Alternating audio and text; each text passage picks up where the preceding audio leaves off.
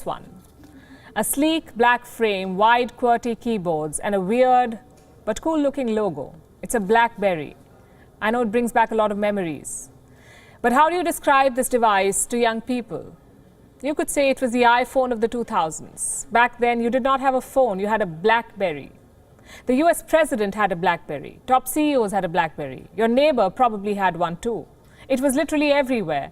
But today, we bid farewell to it. The Blackberry operating system will stop working today.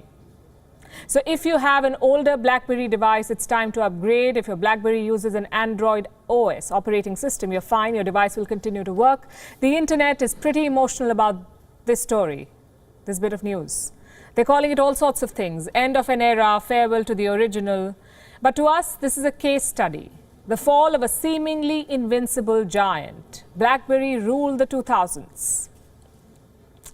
By 2009-10, they controlled 20% of the market share, selling 50 million phones every year. Blackberry was not just a device, it was a status symbol. It was a must-have for all working professionals. Then came the iPhone in 2007. Initially, nothing changed. Blackberry continued to dominate the smartphone market, but they made one key mistake. They failed to innovate. Apple and Android introduced touchscreens. Blackberry refused to until it was too late. So customers gradually shifted away from them. Touchscreens were trendy, easier to use. They looked flashy. Nobody wanted the clunky QWERTY keyboard. Why did Blackberry refuse to adapt? Why did they stick with QWERTY? Well, we don't know. But that decision proved fatal. In 2011, Blackberry's total sales was around $20 billion. By 2016, it was $2 billion. Last year, $893 million. Apple's journey has been the exact opposite. On Monday, Apple's valuation crossed $3 trillion, the first company in the world to do so, $3 trillion. What a way to start the new year. I'm not saying Apple with QWERTY keyboards. Number two, their obsession with their operating system. To run a Blackberry OS, you needed a Blackberry phone. And reason number three, their impractical designs, the flip phones, the slide phones.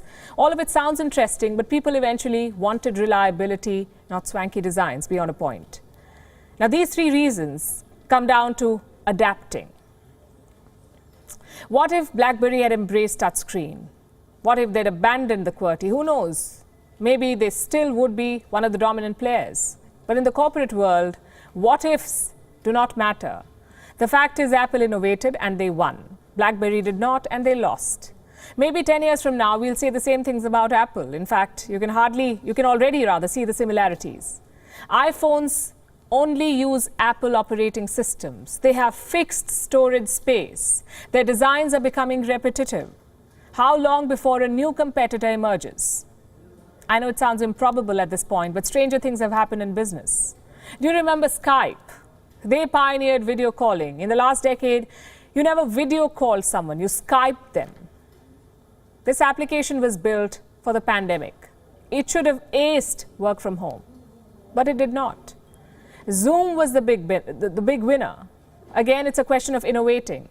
Skype was troubled with reliability issues. Their calls dropped frequently. They kept changing their interface, but Zoom was more dependable. They focused on just one thing, offering clear and uninterrupted calls.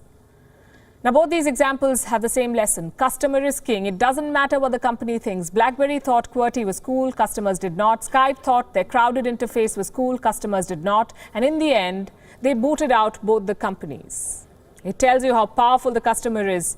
We can make or break brands with our choices. All of you can. It's a lot of power. So remember to use it with caution and responsibility. As for Blackberry,